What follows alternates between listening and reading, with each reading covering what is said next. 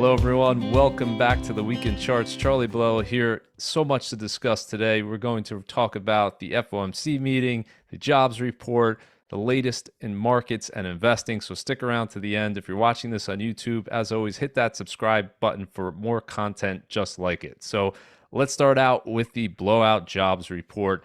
Huge beat in terms of expectations. We're down at 170,000 jobs for January. The number comes in at 353,000, and we also saw upward revisions for the prior months as well. If we look at the number of months now where we've seen positive payrolls, 37 consecutive months, so over 3 years of each and every month, more jobs being added in terms of the U.S. economy. Where are those jobs coming from? If we look at the latest report, healthcare, once again, number one. This was a big theme throughout 2023, continuing so far in 2024. 100,000 jobs added there. As we talked about last year, big shortage in the healthcare sector. This is going to be a secular trend for years to come as we have an aging population. Demand for healthcare workers very, very high. And so this is likely to continue for many years. We also saw professional business services bounce back here, 74,000 jobs added, retail trade, 45,000, and government, which is one of the biggest sectors in 2023, once again adding jobs there, 36,000 for the month of January. And that unemployment rate just doesn't seem to want to move up here. So for second consecutive month, we saw expectations of a tick up. So people in December were saying it's going to go up to 3.8%. It didn't happen. It stayed at 3.7%. And again, this month, expectations were for a rise in the unemployment rate, and that didn't happen. So still at 3.7%, not far above where we were last April, the 3.4% reading, which was the lowest that we've seen in the U.S. since 1969.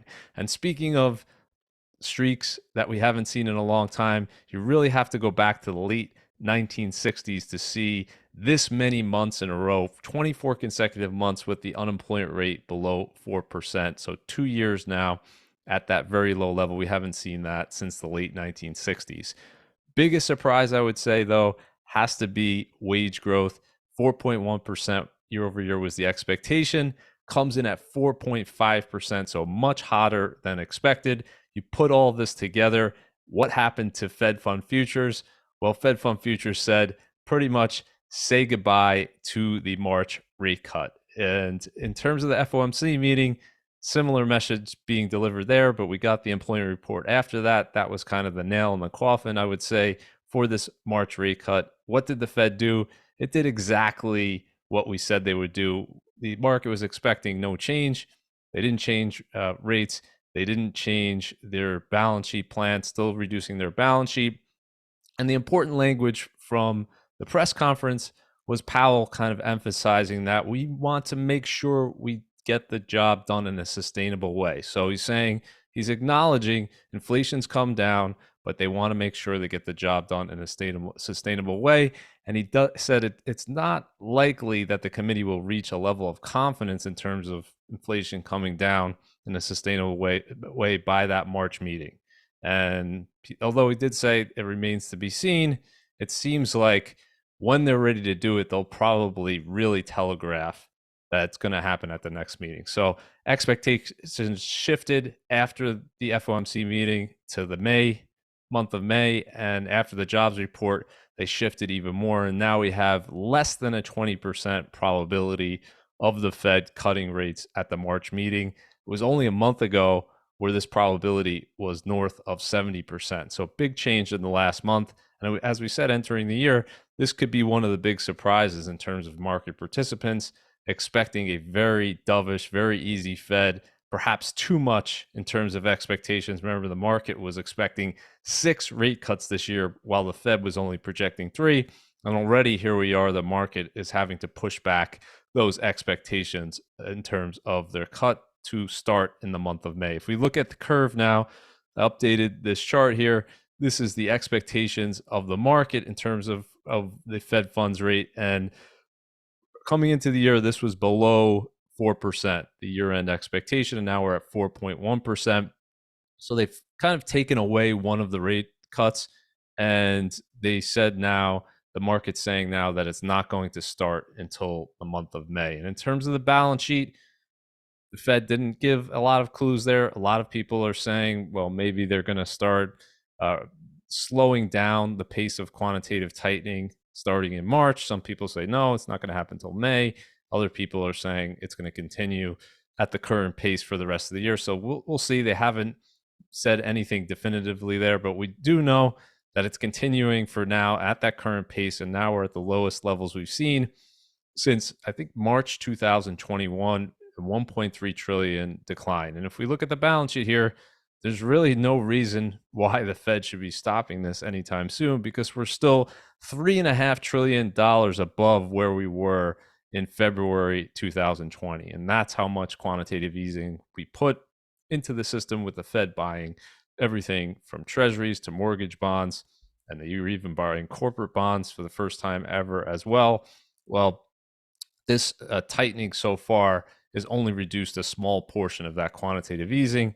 So really, they should continue this, but we'll see. At some point, they'll likely slow it down before they stop reducing it altogether. So in terms of the Fed, they push back the expectations. Not going to happen likely in March. Remember, the Fed almost always does what the market's expecting it to do. So if those expectations are like we saw on that chart there, and there's a less than 20% chance of a cut, the Fed's not likely to cut. But as we progress throughout the year, I think it's going to be more and more pressure on the Fed to cut rates. We'll talk about inflation in a little bit, but inflation in terms of CPI is likely to come down a lot when we get the next inflation report, and people are going to be saying, why is the Fed staying here? They should be cutting rates. And I think what we're likely to see this year is an opposite of what we saw in 2021 and for most of 2022, which was a global hiking cycle. What we're likely to see this year is a global cutting cycle. And interestingly, the areas of the world that hiked first, so if we look at emerging markets and Latin America, these were the countries that were hiking rates well before the Federal Reserve or the Bank of England or the ECB.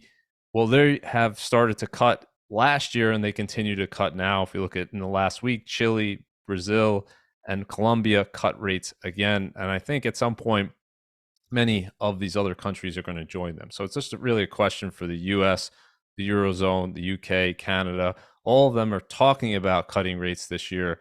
They're just not yet ready to do so. But most likely, if we fast forward 6 months from now, we're going to have a lot more cuts in this column. And the simple reason for that is inflation has come down to the point where the central bank rate is now in most countries above the rate of inflation. That gives you room to ease. The biggest room, as we've talked about, is in many of these emerging market countries where you have the biggest spread, the highest real interest rates, and they were the first to cut rates. So I think across the board, we're going to see more cuts. Definitely, China seems to be primed for cutting rates again in terms of their economy slowing down significantly. Their stock market, we've talked about. We're going to talk about that also as well. So expectation here is that we're going to see many more cuts this year from central banks around the globe. So let's talk about earnings and the money-making machines and really big tech. Another strong quarter almost across the board. If we look at S&P 500 earnings really being driven by these largest companies. Now we have 46% of companies reported so far. By next week on this update, we'll probably have north of 2/3 companies reported. So we'll have a better idea then. But so far, so good, I would say. 16% year over year GAAP EPS growth for S&P 500 companies. Now that's the fourth straight quarter of positive year-over-year growth for the S&P 500 in terms of earnings. So really solidly out of that earnings recession that we saw in 2022. And let's break down some of the major reports we got this week. Start with Google here. Phenomenal report out of Google. The stock sold off a little bit after earnings, but it had run up significantly heading into it, so I wouldn't read too much into it. 13.5% year-over-year revenue growth. Revenue hit a new quarterly high of $86 billion for Google, and net income was up 52% year-over-year to $21 billion, which was also a record for Google. And here's the important part. expanding not only the top line, but bottom line and profit margins as well. Operating profit margins moving up to 27% from 24% a year ago. So just very, very strong quarter out of Google. Microsoft, similarly, 17.6% revenue growth over the last year. It's a new quarterly high in terms of revenue, 62 billion. Net income grew 33% over the last year to 22 billion, in operating profit margins similar to Google expanded 39% up to 44% today. Meta, huge beat here in terms of the numbers versus expectations across the board. You had a new quarterly high for Meta in terms of revenue at 40 billion, really blowing away expectations there. Net income rose over 200% in the past year to 14 billion. That was also a record. And the dividend, for the first time, they declared a dividend 50 cents per share. Not a huge dividend, 50 cents per share, but market was not expecting that, and they upped their buyback program to 50 billion as well. Stock really rallied on that. It was up over 20% after the earnings report, new all-time high. And just look at the turnaround in terms of Meta from where it was in October 2022. You had a 77% decline in Meta stock from the peak in 2021 to the low in 2022, and now 445% rally, new all-time high off of those October 2022 lows. So what a difference in terms of sentiment. What a turnaround for the company. They cut costs dramatically. They turned the ship around. Top line at new highs, bottom line at new highs. So across the board, a blowout quarter from Meta, and shareholders seem to be very happy. And that's evidenced by the strength in the stock price. So Apple, a little bit different than those other three there in terms of revenue growth, much lower here, 2% year over year. But for Apple, that was the first positive quarter that we saw since Q2 2022. So a little bit of a drought for Apple, had negative year over year revenue growth. The bottom line did much better than the top line, net income growing 13% over the past year to 34 billion. Apple remains the most profitable company in the world, over 100 billion in terms of net income, revenues 386 billion.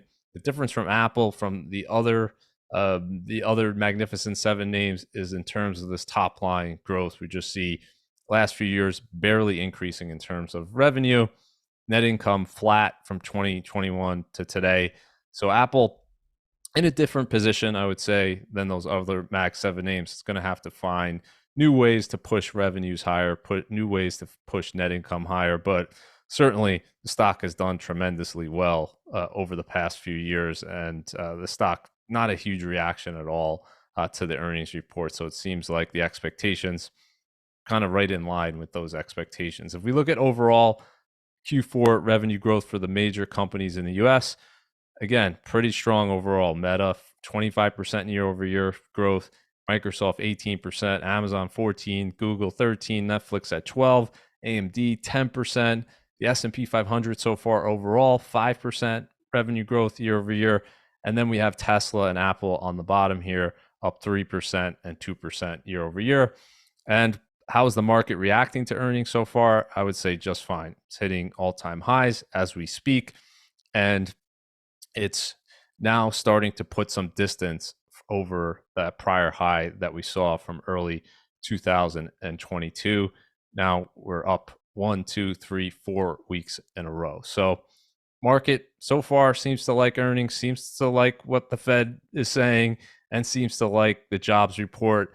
There's that old saying that people are starting to talk about again, Goldilocks, and that seems to be the scenario for now. Economy doing well, Fed policy right where people want it to be, with the expectation that there's going to be rate cuts this year. So overall, a lot of optimism, very different than what we were talking about a year ago. So sentiment, total opposite end of the spectrum today. Let's talk about the iron rule of financial markets. This is something that John Bogle from Vanguard used to talk about. And really the iron rule of financial markets is reversion to the mean. That when something becomes very extreme, it tends to revert back to the mean over time. Here I'm showing the example of ARK Innovation ETF versus Berkshire Hathaway. This was in the 3-year period leading up to the peak, what I would call the peak in the mania, which was February 2021. Even though the overall S&P 500 didn't peak until early 2022, the most speculative areas of the market, if we're talking about SPACs or we're talking about meme stocks, peaked right around this time. If we look at the holdings in ARK Innovation, all of these ultra high growth companies, many of them peaked in February 2021. So just enormous outperformance at that point from ARK Innovation versus Berkshire Hathaway, 270% gain over this 3-year period versus Berkshire, up only a little over 5%. Now you fast forward 3 years from this point to today, what do we see? Well, the exact opposite. Really a mean reversion for the ages. Berkshire Hathaway's gained almost 70% over the past 3 years. ARK Innovation ETF is down 66%. This is interesting on a number of respects. Most interesting to me is that while the overall market, the S&P 500, has definitely recovered, we can see that the most speculative area of the market, the highest growth sector, definitely hasn't recovered, still down a ways from its all-time high. So you could read that in many different respects. And I think it comes back to what we talked about last week, which is the average stock. If you're looking at small caps or equal weight, it's just not keeping up with the major indices. Berkshire, obviously, not holding a lot of small caps in the biggest names. Its biggest holding being Apple, has many of the financial stocks, big financial stocks that have done well of late as well. And we're just seeing this reversion to the mean in terms of quality outperforming over the past 3 years, and really what was outperforming in the 3 years prior, that really speculative area of the market, had that huge bear market and still has recovered a little bit, but not nearly as much as the broad indices. So what about that recession that some people are still talking about? Well, if we look at the luxury goods sector, I would say clearly doesn't seem to be recession signs. We talked about this early last year, kind of saying it doesn't make sense that the economy is in a recession if we're seeing things like Ferrari and Louis Vuitton, these other stocks hitting all-time highs. And we're seeing just similar strength today. And consumer confidence is going up. And this is the latest reading from the Conference Board. We have the highest level of consumer confidence since December 2021. And consumers seem to be spending still on luxury goods. Ferrari had its best year ever, increased revenues 17% year over year. And if we look at their net income, net profits, 1.36 billion, that was a record for Ferrari as well. So just huge demand. We talked about this last year. Throughout the year, they were selling out very quickly, selling out years in advance. There's a limited supply, I get that, but just the prices of these vehicles obviously enormous, and they were selling out very, very quickly. It didn't seem to be a situation where that typically you see in a recession, a pullback in these areas. We definitely didn't see that last year, and so far this year, not seeing it as well. Ferrari, very interesting since its IPO in October 2015, massive outperformance in terms of Ferrari versus the S&P 500. Ferrari up 655%, S&P up 180%. If you look at the MSCI Italy index, of which Ferrari is a member, up only 48%. So just massive outperformance from Ferrari. And a lot of that is fundamentally driven. So higher revenues, higher earnings. But we've also seen, very interestingly, a huge expansion in terms of investor expectations, in terms of the multiple that people are paying for a level of sales. And this is really fascinating to me that when I pulled this up, Ferrari now trading at over 11 times sales. Very rare to see that for a car company, especially a car company this established. That's now much higher than where Tesla's trading. You can see Tesla here, the dark blue line. It peaked at a price to sales ratio of around 30 a few years ago. Now it's come all the way down to around 6.8. Yeah, Ferrari now 11.4. So expectations for Ferrari very, very high for an automaker in terms of seeing this multiple of sales. You don't rarely see something like that. So it seems to be investors are saying you're going to see a continued boom higher in sales, or you can start to make the case that, similar to Tesla from a few years ago, but certainly not at the same extreme, that perhaps investors are becoming too optimistic in terms of their expectations for future growth.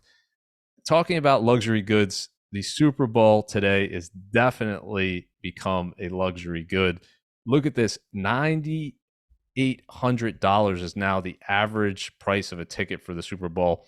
That's a record, and there's nothing even close to it. It's actually 70% higher than the average price that we saw last year, and 40% higher than the peak average price we saw in 2021. So huge demand. Obviously, there's a lot of interest because you have 49ers.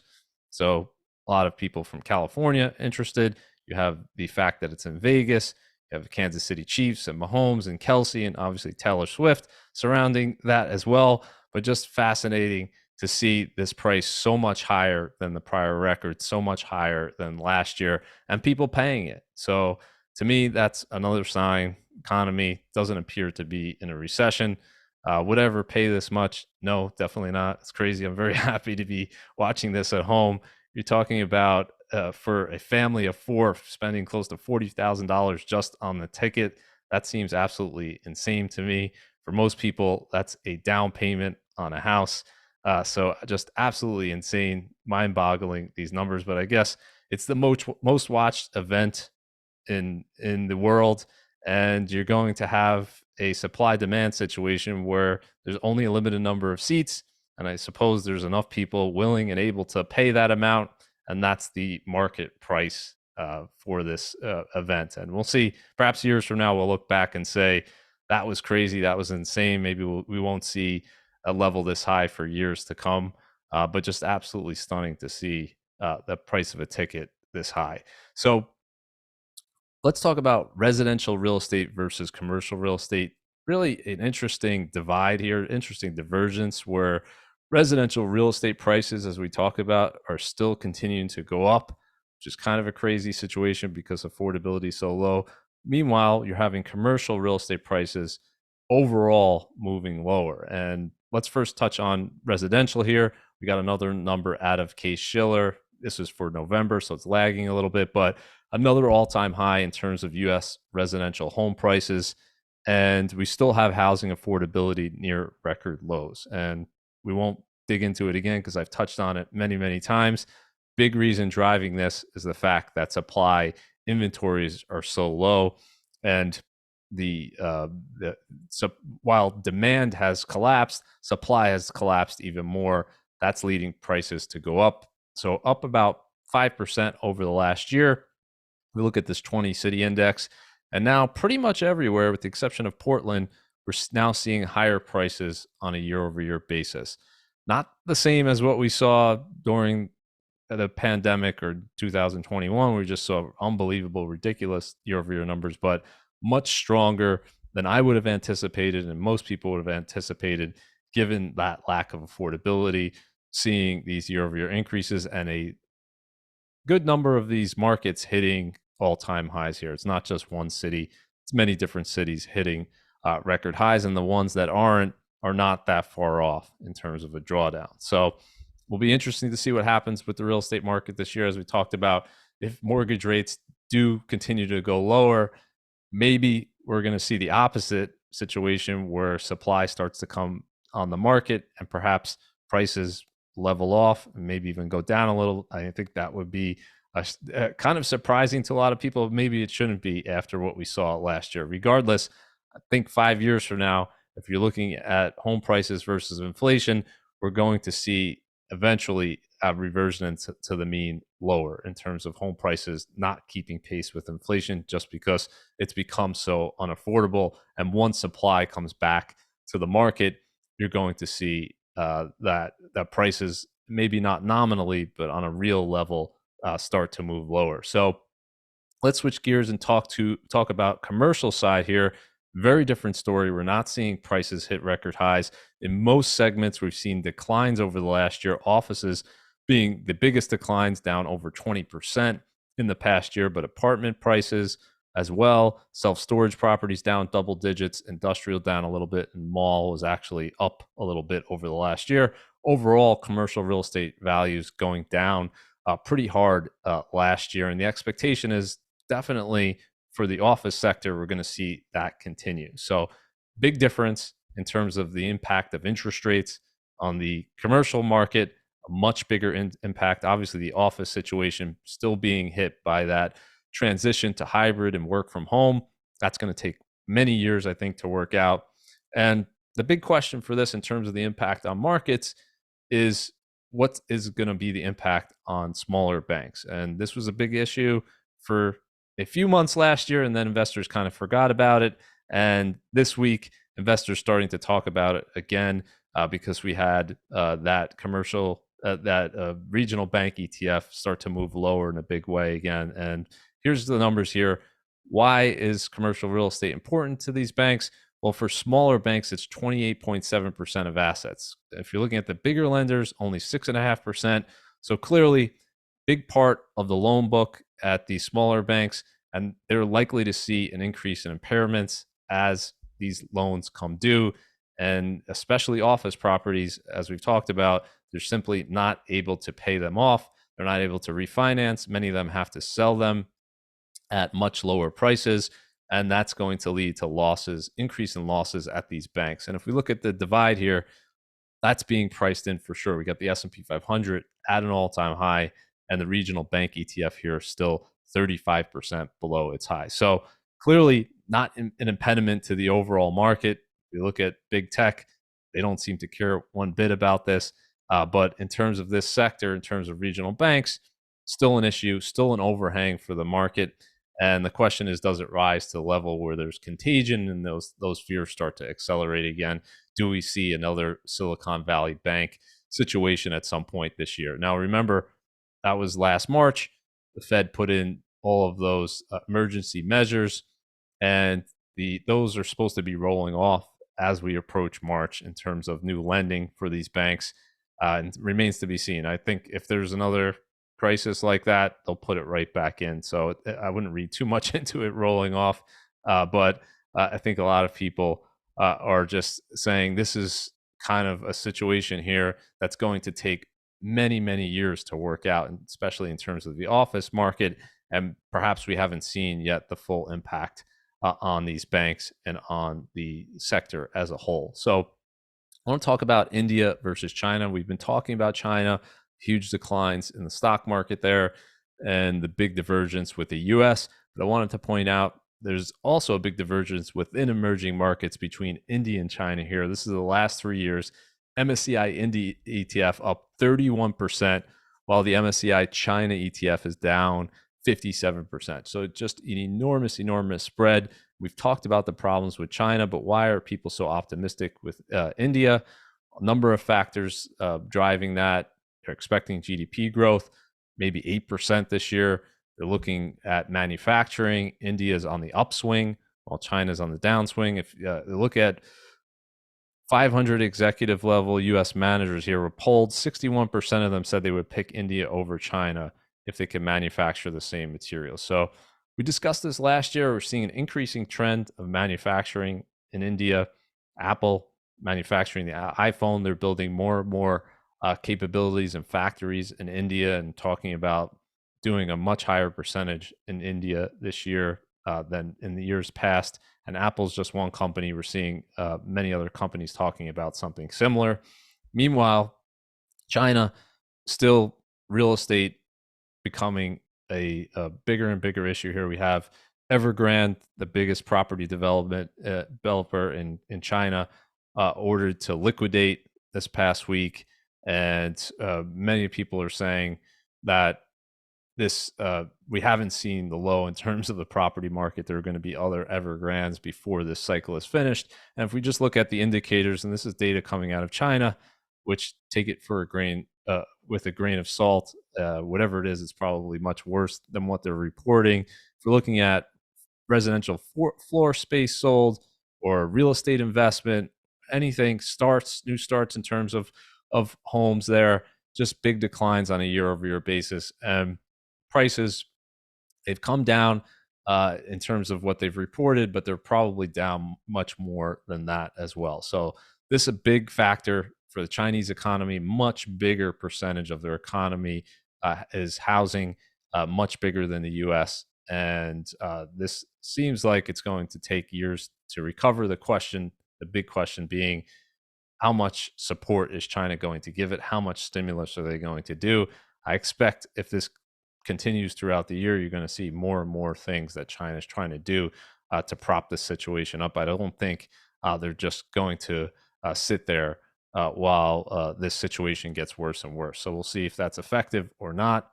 You could debate perhaps they should let it reprice and shouldn't throw good money after bad, which they were doing for years in propping up banks.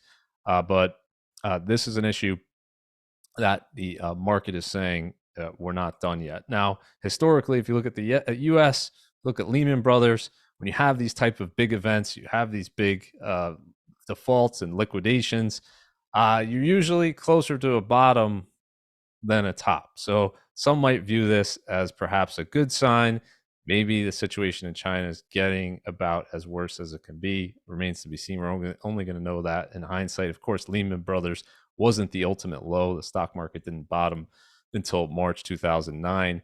So months after Lehman Brothers, but kind of like sentiment wise, that was a big signal. And so some people are saying Evergrande is something similar. So I want to talk about the weight loss drug boom. Touched on this a little bit in 2023, but really the enthusiasm has continued this year.